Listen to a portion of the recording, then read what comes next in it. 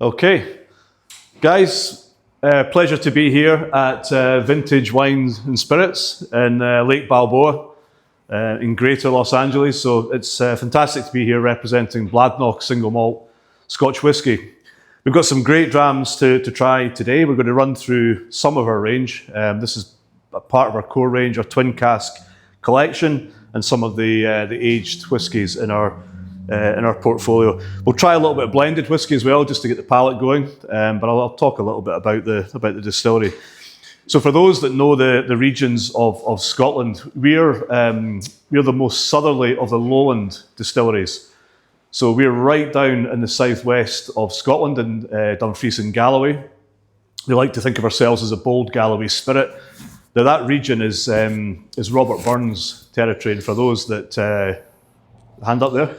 So are you guys more southern than Campbelltown?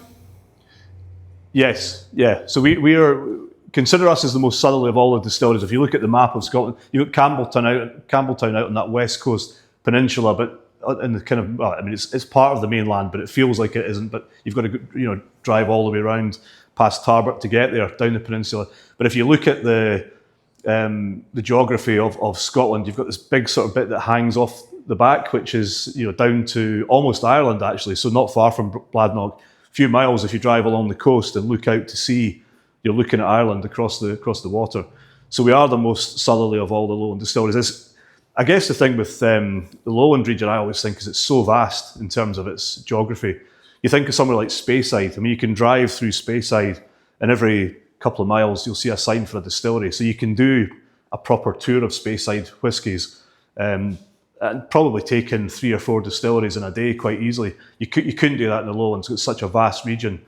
Bladnoch is very remote as a geography. It's a small village. The closest sort of big town is either Newton Stewart in one direction, Wigton in another, but even those are small towns. You don't really pass through Bladnoch to go anywhere. You can go out to Stranraer to catch the ferry to Northern Ireland, but really you've got to make a special trip to Bladnoch. It's not a place that you take in as part of a lowland whisky tour. So that's the first thing to remember. It's remoteness, but I guess that's part of the charm. The Bladnoch distillery was established in 1817 originally, so it's over 200 years old. But it's been amazing coming out here, and there's been a mix of people who know the brand, particularly people that are into their whiskies. They look for the brand. They're delighted that we're back in the US with a proper range. But I've been saying to a lot of people that haven't heard of it, this will be the best whiskey you've never heard of. That's my, one of the things that I'm asking people to remember. A lot of your consumers might never have heard of it, but embrace it, try it. We've got a broad range here that will stand up to any single malt whiskey from Speyside, from Islay, from the Highlands, from the islands, from Campbelltown, for sure. So you said it would stand up to anything from Islay. How much of the Bladnoch is peated? Well, we have a little window of each year where we produce a peated malt, which is very unusual for lowland distilleries. So we'll taste the product at the end, which is a linter. I mean, it's a small proportion of the total distillate is made with peated malted barley, but we do it. We do it for this, and we have customers who buy bulk whiskey who want peated whiskey. You'll find that the peat is different from Islay. So when I say we stand up to Islay, I mean our whiskies are different to Islay whiskies, bar this one where you might you taste that in a blind tasting, you might be forgiven for thinking that might. What would you say your pre-distillation ppms are? The ppm, I mean, we're up in the 30s, low 30s. So we're up there with the kind of level of the Islay whiskies. Or some of them are higher, some of them are a little bit lower. But this one here in particular is heavily peated. Or you definitely get the peat smoke on this one. So you probably know the answer to that already, do you? No. Okay, so we'll do the little tasting here. I always like to start with an easy drinking blend. This is Pure Scot, which great name, travels well. People know Scotch whisky. It's revered, I guess, the world over as being, one of the original types of whiskey and probably one of the best by, I know we've tasted some amazing bourbons and rye whiskies here in the US, and it's such a big market. Scotch is comparatively small here, but, a lot of people like it. They like it for its complexity of flavour. I always think that Scotland, because of the climate, We certainly don't get extreme hot weather in Scotland, but it's the perfect climate for slow, balanced maturation. So some of these, when you get into age statements like, the 19 there, the 14, I mean, you try aging a whiskey in Kentucky for 14 years or an Indian whiskey for 14 years, you're not going to have an awful lot left in the barrel at the end of it. So, we pride ourselves on, slow, balanced aging. Our whiskey maker, Dr. Nick Savage, formerly of, a whiskey maker with both Diageo and at the Macallan, I mean, he has a very simple mantra, which is flavour first. So we use a lot of different types of cask in the makeup. So we don't just have one style and that's it. We have a brand DNA, which is floral, grassy, light, fairly typical of the lowland region. But actually, when you get into you're putting these great distillates into different cask type, we have a broad range of flavours that I think stand up to most of the other regions. So it's kind of a non-lowland. Our DNA is very much lowland, but you get into the tasting of the whiskies, you're getting big, bold flavour. 90% of the casks that we use are first fill. So that's another point I keep telling the guys out in the trade over the last couple of days. That'll be up there with the highest of any distillery in terms of our first fill cask usage. That's getting the first draw of the First fill what? Bourbon, Oloroso? Everything we do, yeah, bourbon, Oloroso, red wine casks. These are fresh casks that we're using. We're getting the first pool of the colour firstly. But I mean, that makes a huge difference. Does it make a huge difference? It does. Oh, it does. Yeah. Absolutely. Yeah. Getting that, that freshness, wet barrels versus, something that was flat packed and then reassembled. I mean, you don't have a cooperage on site, do you? No, we don't. No, I didn't think so. Very few distilleries have a cooperage on site, so you're getting your barrels full and wet. How much liquid is left in the barrels when you get them? I mean, there'll be a couple of litres of, 2 or 3 just litres enough to keep it wet, just called transit wine or transit liquor, just to keep the casks, wet in transit. We were filling them quickly once we receive them. Again, that's important, so they're not drying out, they're not sitting at a port waiting to be delivered. So we've got a process in place where these casks are arriving, they're filled quickly, and we're getting that first, very, very strong interaction. We do refill. We have refill casks as well, and a lot of the older stocks would be, or some of the older stocks would be from refill. You've got to remember that 2015 was when our owner David Pryor, who's an Australian entrepreneur, he bought the distillery in 2015. So with that would have been some of the older stocks. I mean, some refill there, some first fill casks, bit of a mixture. But when we started reproducing at Bladnoch in 2017 after an extensive refurbishment, that was the mantra, was flavour first. Let's get these whiskies into first fill, predominantly first fill casks. So really, you think of the kind of the history of Bladnoch going back 1817. It's been opened and closed multiple times for various reasons, whether it be closure during the war. It's passed through a number of hands over those 200 plus years, including Arthur Bell in 1983, now part of the Diageo portfolio. But they owned it for a while, and a lot of the whiskey was going into blends. I mean, really around that time there were no big single malt brands. I mean, single malt as a category is old, but actually in terms of brands within it, it's relatively new. But we've gone through that to the Armstrong family, who owned it for a period of time. But I always think back to the origins. That in 1817, why were all these distilleries, or the 1820s, in the Licensing Act of 1824, why were all these distilleries popping up? And ours was really a farm distillery. Two brothers, John and Thomas McClellan. They established the distillery in the corner of the field. They were potato farmers, but they had a lot of barley growing around the fields round about them. So that's kind of how it came about. So Bladnoch means place of the flowers, which is, were you going to ask me that? What does it mean? Place of the flowers, which actually I think is a good aid memoir for one of the key kind of tasting notes, that floral note. There's a river that runs in from the estuary called the River Bladnoch, and the distillery is located right on the banks of that river. It's a beautiful location. It's not like, I'm looking at distillery up in the back there from Islay, the Bruichladdich distillery. I mean, you see a lot of these kind of whitewashed buildings on Islay. Ours is like old brick. It's like an old farmsteading in places. I don't know if you've seen the pictures of it probably. And a few years ago, yeah. Yeah, it's a beautiful distillery, and although it's remote, it's well worth making the trip. So enough of me talking for now. We'll talk as we go through the whiskies. I'm going to start with Pure Scot, as I mentioned earlier. So this is, it's designed, it's an easy drinking blend. Now, Bladnoch is one of the core components of this, and it's Bladnoch from ex-bourbon. There'll be a bit of refill in this, but it's letting that kind of, I suppose you get a little bit of that distillery DNA there. You're getting some of the floral notes, some of the sweetness comes through, but we're also using whiskey from Speyside and the Highlands, as well as obviously grain. Blended malt or blended Scotch? This is blended Scotch. Yeah. Okay. Yeah. So there is grain whiskey in this. High malt content, but there's grain whiskey in it. So we'll kick off with this one. It's 40% alcohol by volume. I love this with a bit of soda, club soda in a highball, over ice, nice in the summertime. I can drink it over rocks. It's perfectly good to drink on its own. You're not going to get bags of complexity, but you're going to get a lot of like really nice soft flavour there. So for a really high quality blend. We'll taste this one first. I don't know if you want to come up and you want me to hand out these glasses or just come round and pick them up. We're tasting it.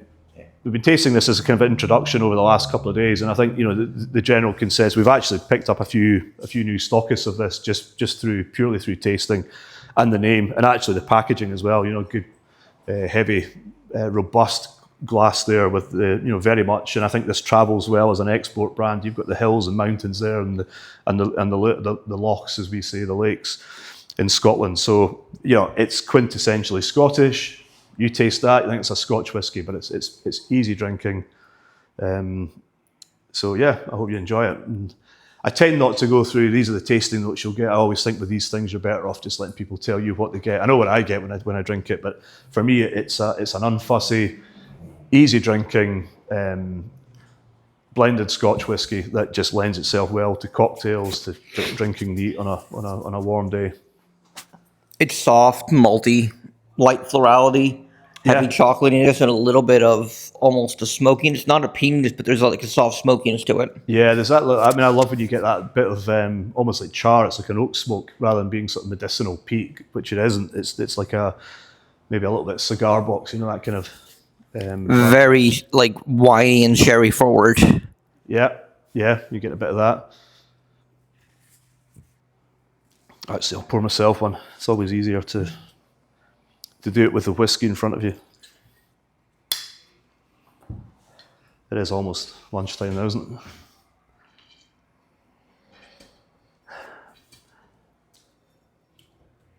Yeah.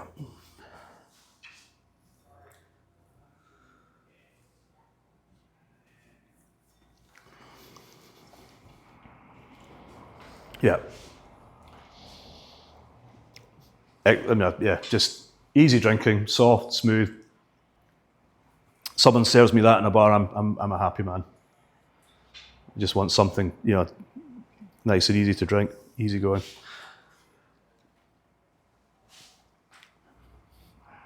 So predominantly bourbon cask. The second one that we'll taste is along the same lines, but you'll see that variation in colour there, rich kind of golden amber colour. We're finishing the whiskey here in virgin oak casks, virgin American oak casks. So, what we're expecting here is a little bit more of that sort of toastiness, a little bit of coconut there, some of those vanillins coming through from the wood. So, grab yourself one of these. Pass these around.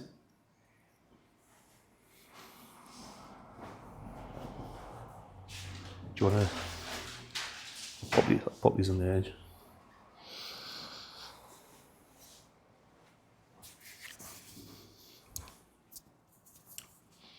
So sassafras, no, sarsaparilla.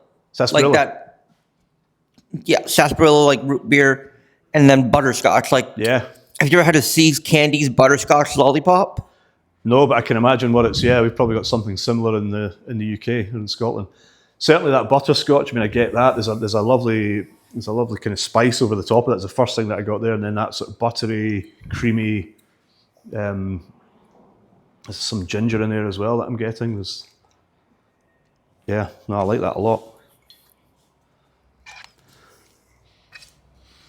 Cardamom. Yeah. Cinnamon spice and everything nice. It is. I find that it's one of those finishes that you think it's dry, and then you get that kind of, I'm salivating up the side of the mouth. It sort of draws you in for another. Oh, this is not dry at all. No, this I is- thought initially I thought you got the spice, and then there's a sort of drying effect, but then you've got that lovely. It's almost the opposite of that now on the finish, where it's you get that kind of feeling up the side of your mouth. It's 43% There's a nice alcohol. little interesting bitter note on the finish. Yeah. Bitter malt. Yeah, and it's 43% alcohol, so there's a little bit more of a some of the warm, kind of warmer spices punching through a little bit there. So that's kind of we have a couple of others, in the range. A few other different finishes that we do. There's a midnight peat, which is finished in peated casks. So rather than it being a peated whiskey, it's finished in peated, ex-peated whiskey casks, which just gives you a whisper of the peat, as opposed to the Alinta, which is made with peated malted barley, which is more pungent and sort of peat forward. But we'll move on to the Bladnoch range here. Now we're going to start with Bladnoch Vinaya. So this is part of our twin cask selection. So this one starts, I'm thinking here again on the colour. These are all natural colour, by the way, and that's one of the benefits of first fill maturation. But this is ex-bourbon and ex-Oloroso sherry casks. So the Vinaya is the sort of entry level to our twin cask selection. The names evoke something within the distilleries past. It's a Sanskrit word, and it, if I'm not mistaken, I'll read this to get it right. It's kind of homage to the foundations. This is again, it's looking back to the past. So I'm trying to remember what the exact word means, but it's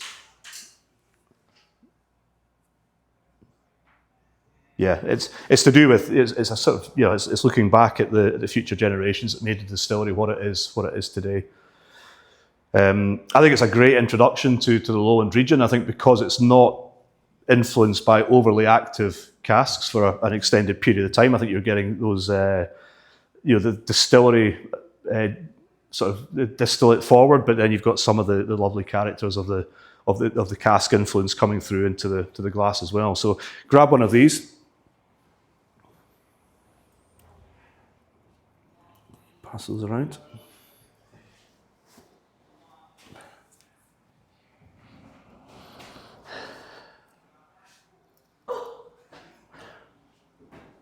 There's one here. Take that one.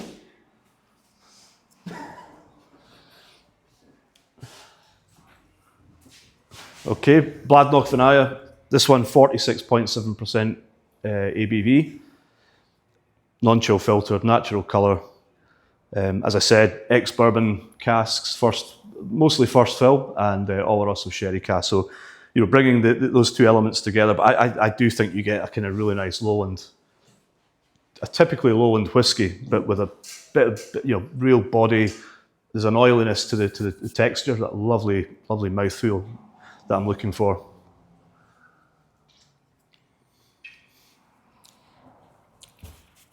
I was going to say lowlands tend to be bolder, richer, creamier, fuller. Yeah, I'm getting a lot of that creaminess there. Yeah, it's rich, it's full. Lovely kind of cereal notes in there. That's sort of almost like if you leave the milk in your cornflakes for too long, you come back to it, you've got that sort of really nice cereal note. Love that. We'll move on to the second one here, which is Leora. So again, ex-bourbon cask and combined with virgin oak casks. So we'll pass these around. So again, we're maybe looking for a little bit, similar in its DNA, not overly influenced by the cask, but probably bringing in again some more of those sort of vanilla and those toastier notes from the new charred oak.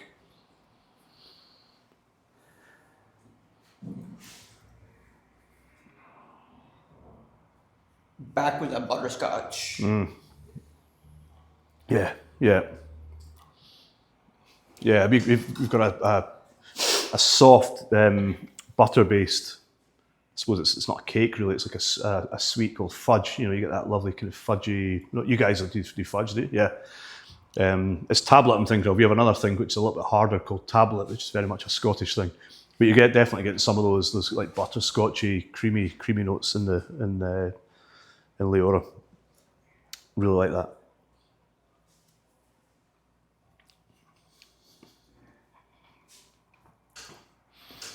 Yeah, that's got a lot of those sort of candy shop elements coming through. There's something, it evokes a memory of a sweet that I think my grandma used to have. She always had a bag of sweets in the house, when we were kids, and we go in and it just, when we opened that bag, there's something in there that's jumping out.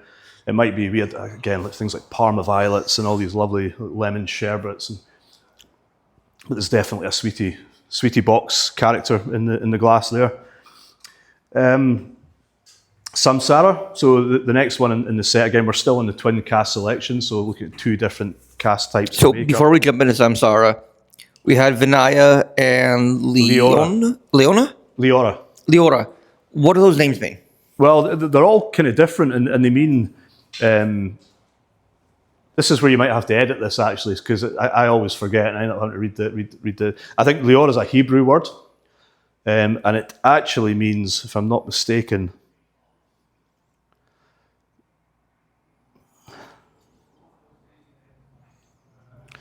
yeah, it doesn't actually say here. Yeah, it really should. Some of them do, but it's a Hebrew word. You might want to edit that out and stop it just because it looks like a. Yeah. We can fix it in post. Yeah.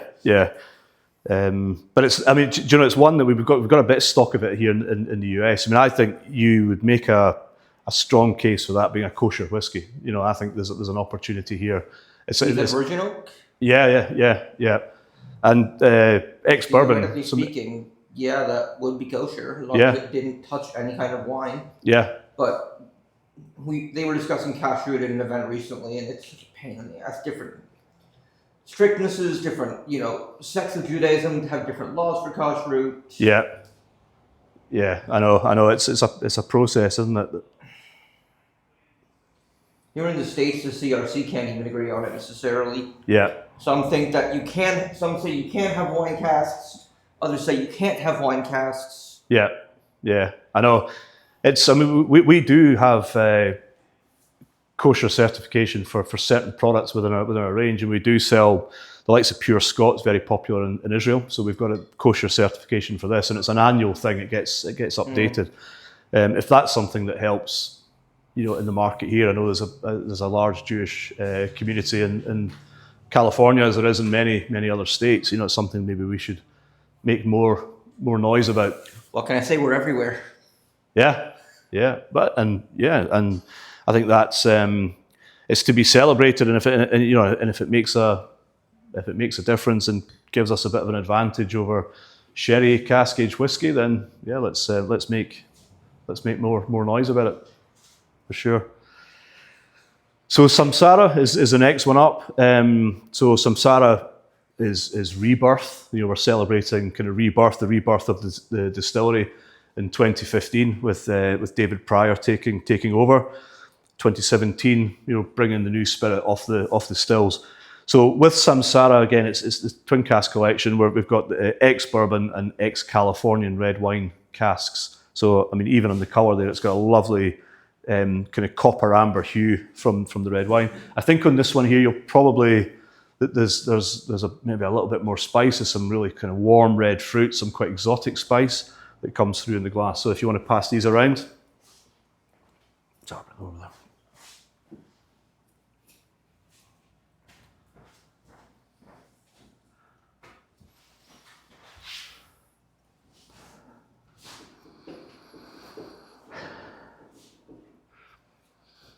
Again, I get a really, on the nose here, that's a creamy element again. Something that almost like a creamy kind of mocha.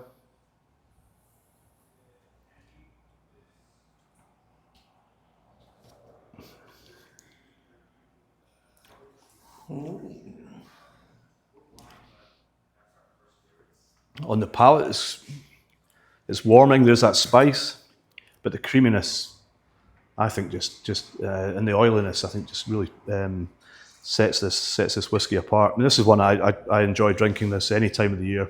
It's got warmth enough for winter, but again, there's something almost a little bit zesty and vibrant and refreshing about it.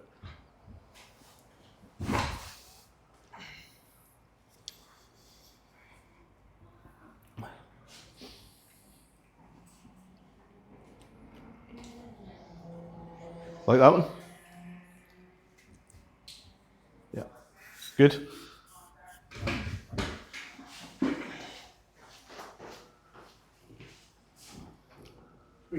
Yeah, okay. Good. So we'll move on to the next whiskey here, and we're moving into our aged range. So the first one we're going to taste here is the 11-year-old. So this is 11 years in ex-bourbon cask. So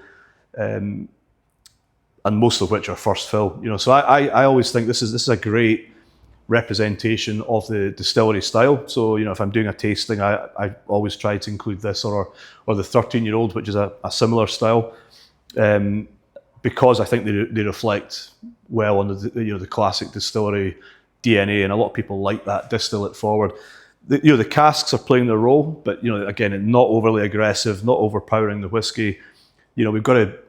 We like to treat some of our whiskies quite gently, because it's a gentle spirit. So this has just been guided along a little bit by the ex-bourbon cask and into a kind of territory of, again, cereal, cream, light honeys, and almost like a sort of milky kind of note. And I think this is just delicious. There's also a kind of funkiness on this that I think is reminiscent of a kind of fruit basket, where the fruit's starting to get a little bit overripe. You get that that nose, and particularly at the fore, and then it kind of dissipates into a kind of creamier style of whiskey. It's delicious, I think. So we're going to taste this one.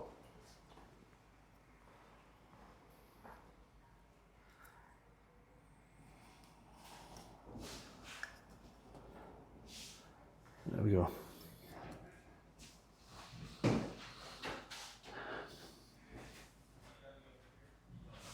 So straight away, I'm getting a lot of fruit on the nose there, actually. That's that. And in a really nice way, if you're in a distillery warehouse and you get the smell of a damp bung cloth, the cloth that they put between the bung and the barrel when they hammer it in. If you pull the bung out and you get that cloth, like a Hessian cloth, and you smell it, I think that's where a lot of the funk, people talk about funk in their whiskies. I think you get a little bit of that. Which is delicious, actually, and that's on the nose. There's some really ripe fruit there as well. Just It's got mango flavor. Mango. Yeah, absolutely. I mean, I'm when I say fruit, it's certainly more on that tropical fruit side. I mean, a lot of whiskies we talk about there's citrus or there's some green apple or whatever. I think this is certainly in the lines of mango or papaya or some of those really fleshy. Soft fruits, but keen to see what you think of this one. Ooh. Vanilla pound cake. Yeah, vanilla pound cake.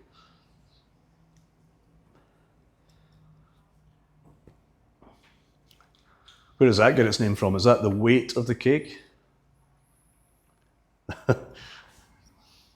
Let you finish your whiskey.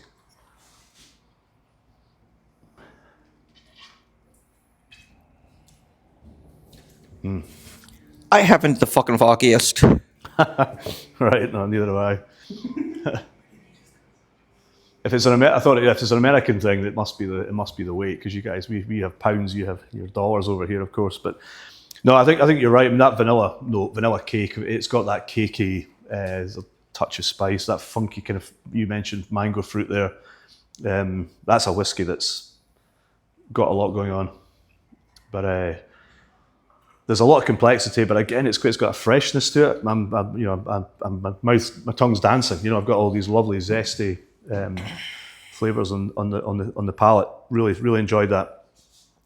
But if I'm honest, my kind of typical style for my preference would be what we're coming into next, and the 14-year-old, again, you're starting to use casks.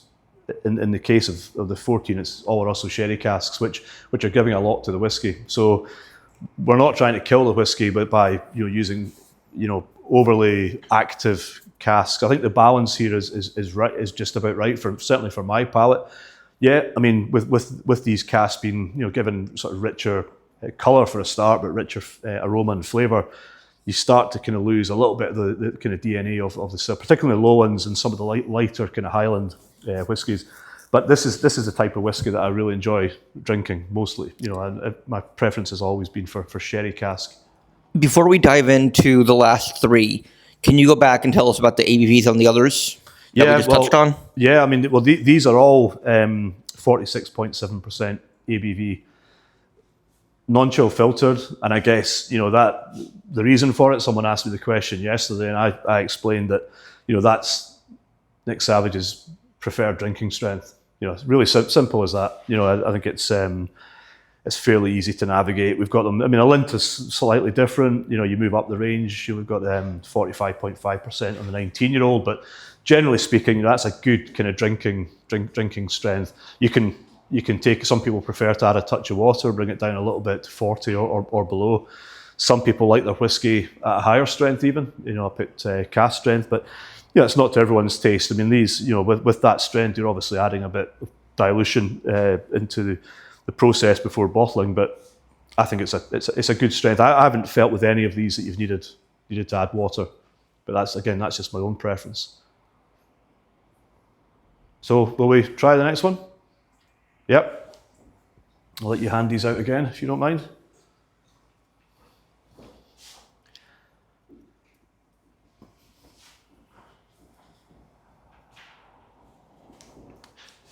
So whether it's the 14-year-old or the 16-year-old, which is they share similar characteristics, and that would be my reaction to something like this. If I'm doing a whiskey tasting and we arrive at this one, and I actually think pound for pound across a range, this and probably a 16-year-old would be my. It's an old school style sherry bottle. It is. That's why I'm excited. Yeah, and and that's what I like.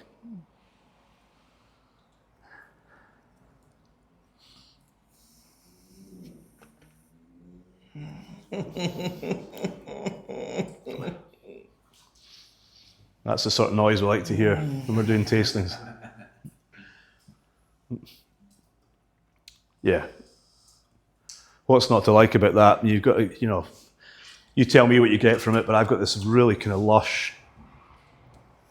I mean, is it citrus? Is it orange marmalade? There's something in there you could almost spread that on your toast. Dark biscuity, touches of chocolate, spice, cake. That Jamaican sherry ginger characteristic, cake. the red fruit, the rich, lush red fruit, almost like there's raspberry, there's strawberry, there's that cherry syrup. Yeah. There's Brown sugar. Yeah. brown sugar, sure. Like you said, biscuity, malty. Yeah. Easily could see this is orange marmalade on toast. Yeah. There's a slight, not meaty quality, but there's a savory quality in here. For sure. Yeah. No, I agree.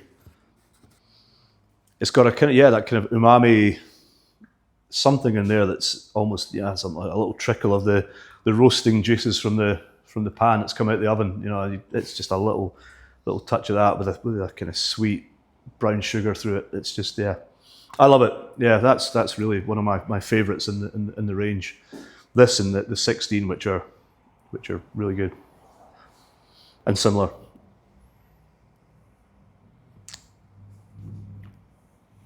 Good. I mean, I'd put that up against anything like 12 to 14, 15-year-old single malt that's sherry aged. I'd be comfortable putting that up against it and performing very well.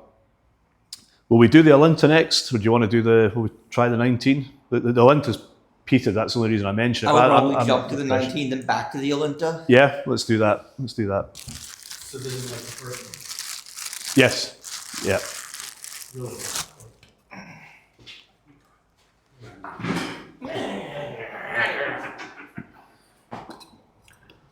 Thank you. These are, did you make these? Neat little bottles.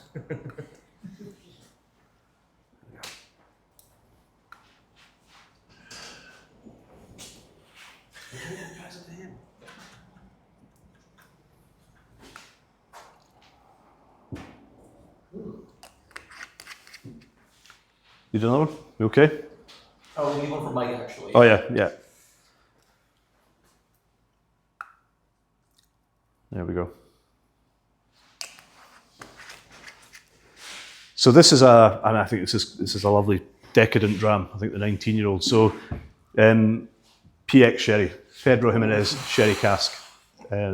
Beautiful dark colour. When you see it in the square bottle, it's it's even more prevalent that you've got this lovely kind of russet brown, chestnutty. Proper sherry casks from the Solera and the Criaderas, or are we talking nonsense sherry seasoned barrels? These are proper sherry casks from. I guess you're talking about the Jerez, wider Jerez region. Talk about the sherry triangle: Jerez de la Frontera, Santa Clara de Barrameda, and I always forget the third one. Santa Lucia de Puerto Maria or something like that. This guy knows his stuff. Yeah, impressive. Yeah, I mean, yeah. So yeah, I'm asking if the sherry barrels are actually from a winery regions, yeah. in the sherry triangle, not specifically what region it's from, whether it's Santa Lucia de Puerto Maria, whether it's Santa Clara de Barrameda, or if it's Jerez de la Frontera. That's not what I'm asking. I'm asking, making sure that these are actual sherry barrels that came from a sherry winery that were used to actually age and mature sherry, or if they're the nonsense barrels that get filled with discount quality sherry just to make sure there's a sherry characteristic coming out of those barrels. No, the former. Yeah, I mean these are. Yeah, we're not having these made to order and then filled with the must and then delivered and these are sherry industry sherry barrels that we're using as opposed and the sherry would be produced for drinking. Follow up: is there a sulfur candle in them before delivery, or are they shipped? I mean, obviously you said they're shipped wet. I'm just trying to determine whether they did paraffin, or what do they do to keep them, ready for production? Yeah, well, I'll pass that on, and we'll get back to you specifically on it. I think the sulfur part of it. I mean, I know that we've resisted, as the industry has generally in modern days, from anything that's been sulfur treated because of the impact that it has on the flavour. So the specific question, I'll rather than giving you an answer because I don't know exactly the process, but I do know that for many years now we've resisted having these treated with sulfur sticks because I think the impact on the end whiskey was not where we wanted the flavour to be. Or the aroma or the flavour to be. So proper PX sherry casks, but yeah, let me get back to you on the specifics of it. And you speak Spanish, I presume. I mean, your pronunciation there was un poco. Oh, yeah. So yeah, the specifics of it we'll get back to you. I think it's important that you obviously know your stuff, but we'll get into a bit more detail. Good. So that's kind of the range that we have here. We'll move on to something a little bit different, which is Alinta. So we're talking here about something that's not common within lowland single malts. That little window in the year where we do a production of peated whiskey, specifically for this and for some customers who we supply whiskey with who want a peated style of whiskey for their own product. So we do make it PX sherry casks and Oloroso sherry ex-bourbon casks together. So I think with this you have that kind of sweet, savoury, umami, smoky thing, very, very complex. And I just think it's always something nice to have in a tasting because it's not common to taste peated lowland whiskies. So let's hand these out.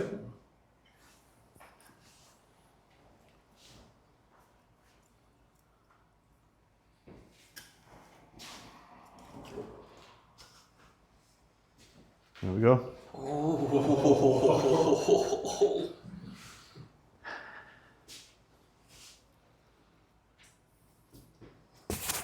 So what's the cask makeup we're looking at here? So this, I'll give you the details. So this is 47%.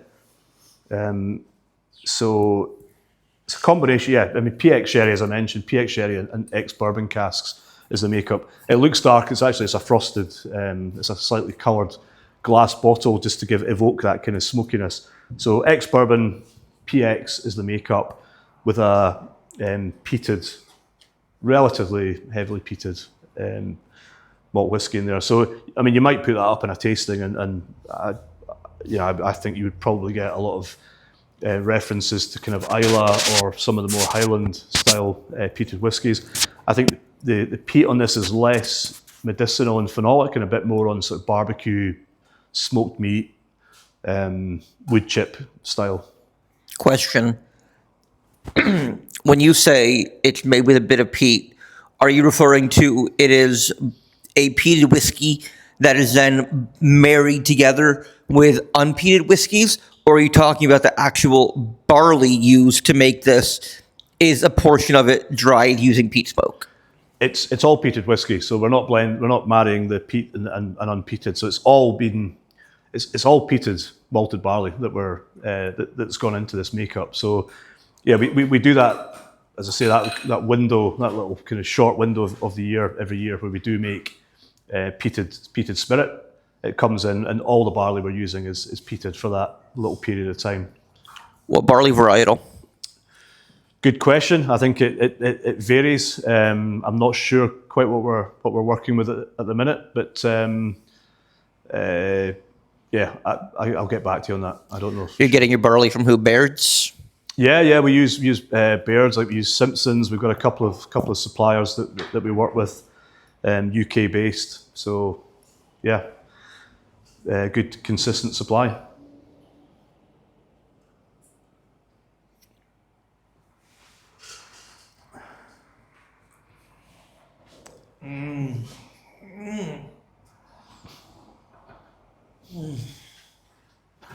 Just leave him to it.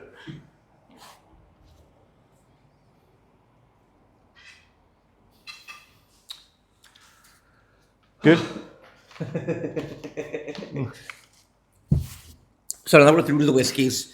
Last thing I'm going to ask you to do is just a quick 30, 45-second teaser trailer for social media. Just say your name, your role, where we are, and just kind of just tell you. Tomas, help me out. I'm having trouble with words. That's pretty much it. I mean, we have one minute. Yeah. Yeah. Just do a conclusion. Just thank you for trying.